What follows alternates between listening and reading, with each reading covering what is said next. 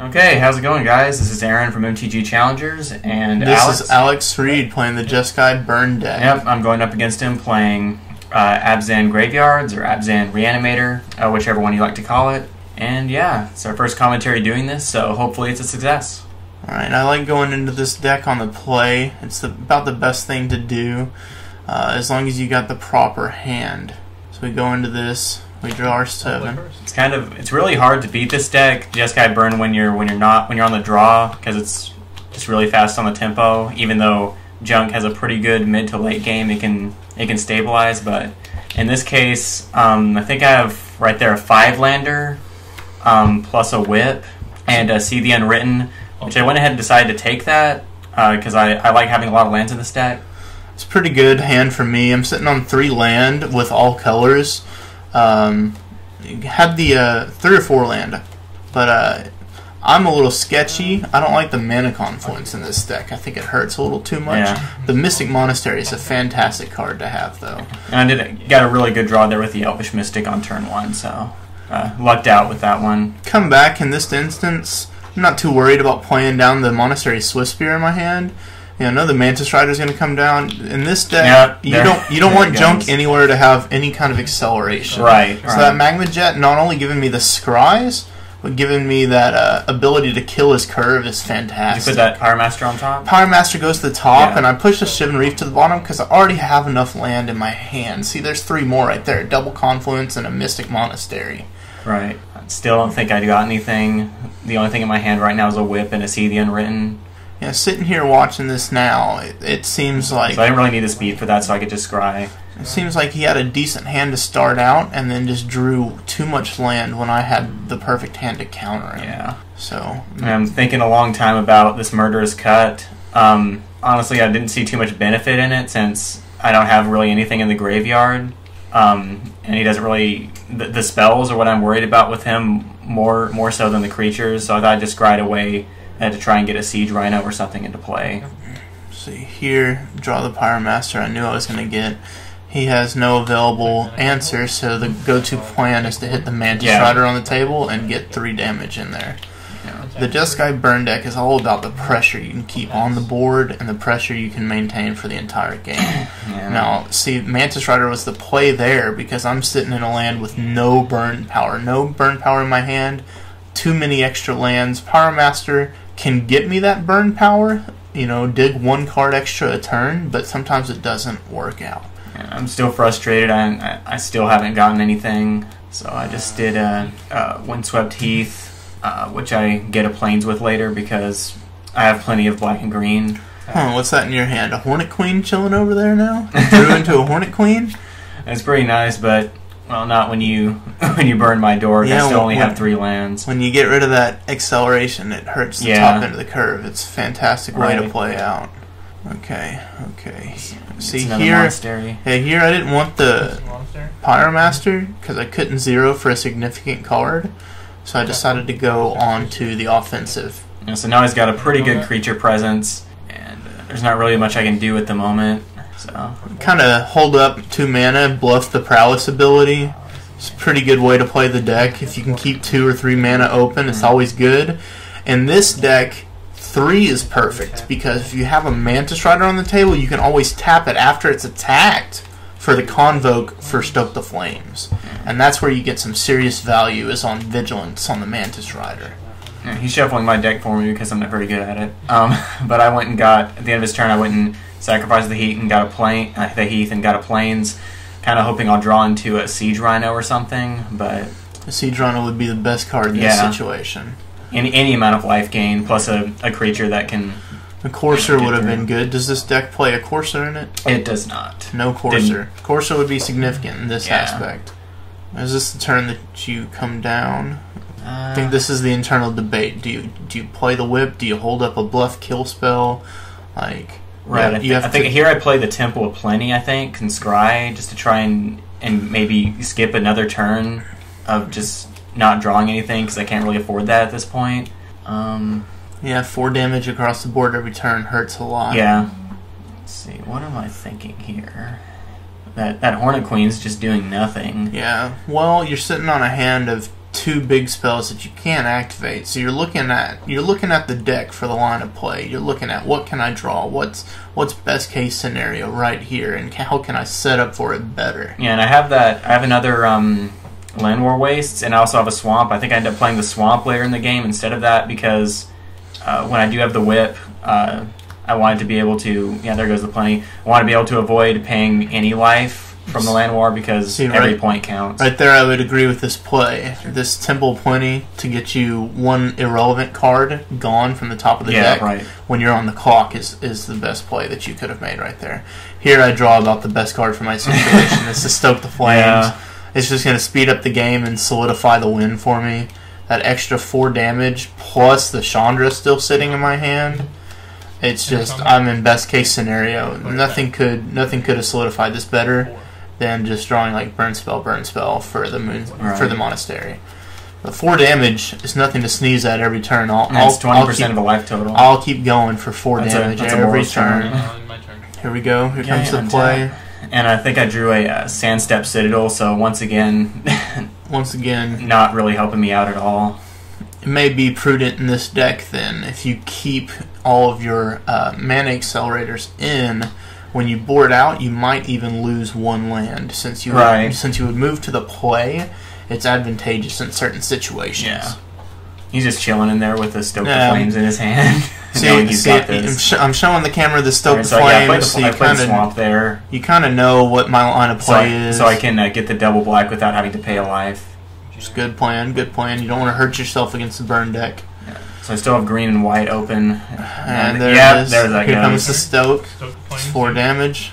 And that pretty much narrows it up right there. Yeah, I know. Yeah. That's there it is. Yep. You were exactly at 3 there with the Mantis Rider. Yeah. And that's game 1.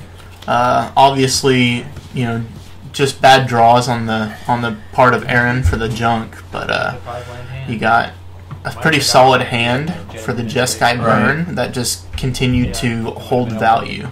Alright, for my side options for this game, I went with 3 Nyx Fleece Ram. It's a little bit slow, but I figured any possible life gain, excess life gain to put in the deck is gonna slow him down until I can get my bigger creatures out there and stabilize.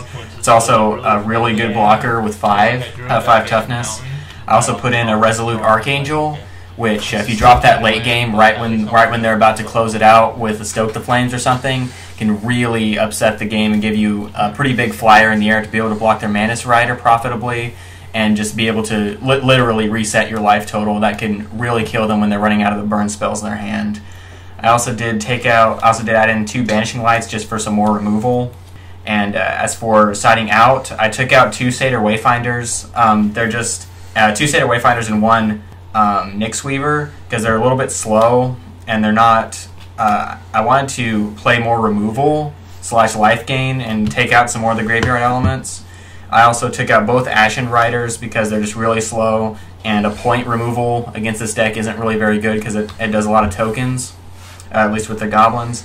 And I also took out 1 Murderous Cut, which might have been a mistake. I just felt I could probably spare 1 removal spell since I'm putting in 2 Vanishing Lights, but we'll see. Sounds really good on your side. I like the definitely like the Resolute Archangel. You'll see here on my side, Alex Reed on the red sleeves with the Sacred Foundry mat. It may confuse a lot of players. So what I like to do when I board is I'll pull out anything from the board that looks relevant and then cut it down. So you see the stack of cards lined out at the front of my mat. Those are all the cards that I potentially started with.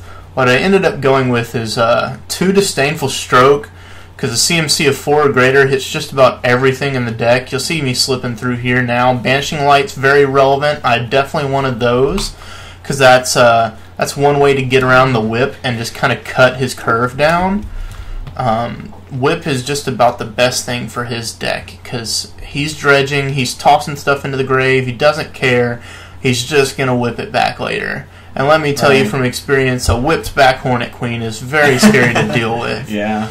So I wanted the Banishing Lights. I took the 2 Disdainful Strokes. Those were 4 very relevant cards. Negate came in as a potential blowout for his removal spell because a Mantis Rider or a Goblin Rabble Master can end the game by themselves. And so if he thinks he's got it and he's just going to toss a Murderous Cut or a Banishing Light out, that negate's just going to finish it up. And I wanted to try in the Keranos in this matchup. He has the potential to really go into a late game, especially with all of the whip life gaining. He's Abzan, so he has the potential for the Courser. Of course, I didn't see any for the game 1. But you also you've got the possibility of the Resolute Archangel, which it turns out he did board in, but I had no knowledge of this before the game.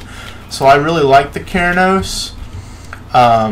It gives me a real grind-up potential for even after he resolutes and goes back to 20. It gives me the potential to still close the game out very, very fast. So that's what I boarded in. I decided to go out on the mountain since I'm on the draw, and I saw an overly large amount of mana for the game 1. I am less partial to the Jeskai Charm than any other burn spell in the deck. I took one out. It costs just more mana, I think, all around. So I took out the Chandra and the Storm Breaths also. 3 Storm Breath, 1 Chandra. Just kind of cuts my curve down and solidifies me for the late game, I think. So that was my board choice, and here we go, starting into game 2. All right, let's see if I can recover from that very one-sided game before. Oh, man, yeah, the game 1 almost considered a total blowout. You had some interaction, but I think that well-placed Magma Jet. Yeah, the Magma Jet was really the best thing. Yeah. Even just one spell can really turn it around. Okay, here we go. Right, so drawing I'm to on the the play. 7. In retrospect, I really shouldn't have kept this hand, I don't think, because I had, I believe what I had is 2, you can see there, Nyx Fleece Ram, Siege Rhino, Elvish Mystic. I had the Commune with the Gods, which I liked, so I got to play that on turn 2, maybe hit into a Sylvan Caryatid for the white source, but all I had were 3 green and black lands. So, I mean, obviously you can look back on it and see what you would have kept and what you wouldn't have, but I probably shouldn't have gone with this hand. But anyway, I start out with the same as before, with Landwar Waste popping for 1 to get a Mystic out there on turn 1. See, had it not been for that mana confluence coming in on the first draw, this hand looked very sketchy to start. I had the Magma Jet and the Searing Blood, so really all I needed was a second land. I just happened to draw into it, but it had the large potential to completely whiff and me just sit on nothing but small 1-drops to start out the game. I started off with 3 Monastery Swift Spears, which gives me a solid creature base. You already got in there for 1 with the first one. It's a very solid creature base, but again, just without land, this deck needs a solid 3 to 4 land to continue. And I started with a very sketchy land base for it. And I just started I was just going to play the Commune, which is what I ended up doing here. So I played the Tapland Temple of Maldi. I already have a Hornet Queen in my hand at the moment, so I scried that to the bottom. I think right here I actually thought the Commune, I swept through my hand really fast. I actually thought the Commune was a Caryatid, I think, at this point, which is why I sort of restarted there. Because I was like, wait, I didn't think this was the right card, but, whatever, I ended up playing it anyway. And I'm glad I have the Mystic there, so I don't have to take 1 from the Landwar Wastes. But there's the Commune. I look at the top 5, which I think I only had to wind up getting a Mystic out of this. Yeah. In retrospect, this 5 for the Commune turns out to be very bad overall, but I like it because that's 3 lands that you didn't necessarily need, that you've just cycled through. Right, and going back in retrospect, when I sided out a couple of the Wayfinders, I almost wish I would have had that instead of the Commune, because I could have been able to grab the Heath or the Sandstep, because it allows you to get a land, so I would have been able to get my source of white in that case. But here he goes with Mana Confluence to get his second third, 1, 2, 3 Swift Speakers, and just alphas out. Yeah, just toss all the damage I can. Like I said, this deck is all about pressure, and 3 Swift Spears is very effective. You'll see for the draw for the turn, I drew into my 3rd land, which solidifies my game for the rest of the game. You don't need more than 3. 4 is fine. Right, and you have Stoke the Flames. You can convoke. Stoke the Flames is perfect. Like I said, it's probably the most valuable burn spell in the deck, which is why I boarded out the Jeskai Charm over any other spell. But in this situation, I'm set. I'm solid. I've got 2 burn spells for 2. He's got nothing but 1 Mystic on the table right now. These Monastery Swift Spears are just ready to go to town right now. I just Temple Maldi scried the second Siege Rhino I saw during the game, because I still really frustrated because I still haven't gotten my white source, so I just play another Mystic. Yeah, and he's right here, he's about to blow me out majorly. Here we go. See, I draw this Rabble Master, but I've got major board presence. I don't even need it. So I go here to the play that's going to get me the most value for my mana. I have to take one to do anything in this situation because that mana confluence. But here we go. He alphas out. We'll bluff the attack first before playing anything. And I really suspect that he has some kind of prowess in any way. They're 2 toughness, the monastery, so I would be losing. He would be 2 for 1ing me in that case, and those are all mana dorks, so I really can't afford to do that. So I just take the 3, which turns out to be actually a lot more, as you'll see.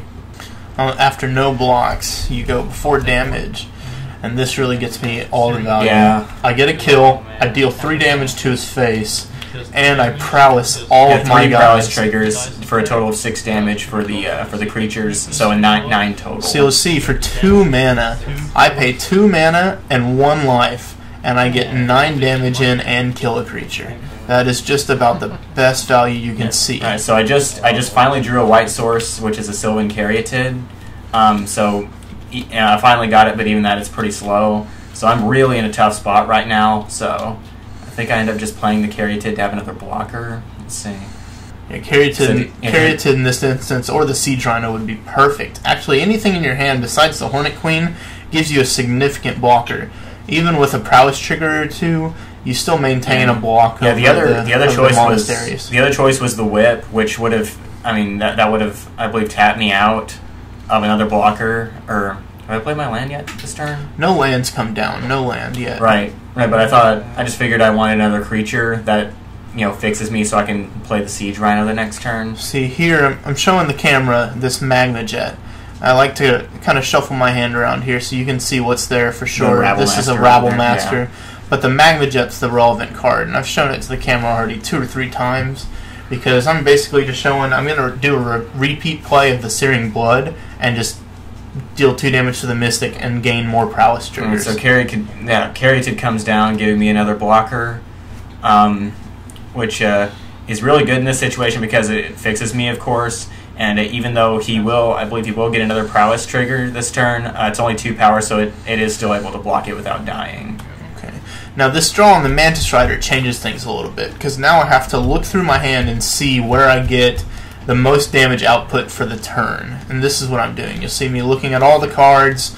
I'm going to sit here and think about this play, because I have the potential to get a 3 power creature here attacking with haste. So that's 3 damage. If I prowess trigger anything, I gain an extra 3 damage output, but what's really important here is the damage that he's going to take. And so I'm looking through and I'm deciding. And here it is. The Magma Jet ends up dealing more damage. I don't have to take damage from the mana confluence. Right. So here I cut out a blocker. Is that a negate? Yeah. We got a negate and a Stoke the Flames on the scry. At this point, I'm solidified. I don't need the negate, so it goes to the bottom. But Stoke the Flames really just even gives me the game even more. This Mantis Rider in hand is about all I could ask for. So I block 1. Taking 4 damage. Taking 4 because the taking 4. Draw. I believe that was a Temple of Plenty. I think. Yeah, that was another Siege Rhino, actually. So I have 2 Siege Rhinos in my hand. Not only do you have it, but you have the availability to play one down. Yeah, I have availability to play one down without actually having to pay one, again, with the Land War Wastes. So what I'm thinking right now is I could possibly stabilize because I have another one just if I get through another turn. So I'm going to go ahead and drop this one down. The downside of this play, as good as it is, gaining 3 off the Siege Rhino is a very good effect, but he's got to sacrifice this Caryatid as a blocker for the turn. You get a better blocker, but 1 less is still 1 less. With 3 creatures coming across the board, you can barely afford it. He's thinking the play through a lot. And the other option would be just to play the Ram, which I think is just way too slow at this point in the game with the life gain. Nyxfleet's Ram maintains its real value on the turn 2 play. Yeah, exactly. That's where people really slam it down. So there I slammed down the Rhino, gained a little bit of life, I believe I'm up to 5 right now. It's still dangerously low right now. Could be wrong because we don't have the life totals up at the moment. But I'm just praying that he doesn't have anything. He's just going to hit for 4 I'm going to be able to kill one of his monasteries. He's going to hit for 4 with the rest of them, and then be able to stabilize at the other point with another Rhino. Of course, he doesn't see the Stoke the Flames. Of course, there it goes. And I know it's there, so I'm just going to play it and solidify the damage. I think the Stoke the Flames put him to either 1 or 2, and so therefore this Monastery Swift Spear is just the game right there. Yeah, so lesson is just, in this case, I should have been more cautious. I should have mulled this time in retrospect, but that's really easy to say. Yeah. Also in retrospect on my side, I got very lucky drawing into the two lands that I needed. That opening hand of just Mountain really only gave me the availability to potentially play the Magma Jets past those Swift Spears. Right. I could have been stuck pretty hard on just 1 mana, but even so, I had several turns. We went about, what was this, about 7 turns into this game. So the odds should be that I would have drawn at least 1 land. I got very lucky drawing my 2 lands back to back, so I didn't have to fight my curve anywhere. Alright, well, that has been a commentary between Alex Reed playing Jeskai Burn and me playing Abzan Graveyards, or whatever you'd like to call it. I hope you've enjoyed it, and subscribe for more Magic the Gathering content in the future. Alright, MTG Challengers, and we'll be with you again for another game.